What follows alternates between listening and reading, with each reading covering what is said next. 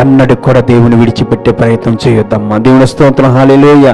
నీకున్న ఇబ్బందిని బట్టి, నీకున్న ఒడిదుడుకులు బట్టి, నీకున్న అనేకమైన అవసరాలు బట్టి, నీకున్న ప్రతికూలమైన పరిస్థితులు బట్టి ఎన్నడూ కూడా దేవుని విడిచిపెట్టొద్దమ్మా. ఎన్నడూ కూడా దేవుని మర్చిపోద్దమ్మా.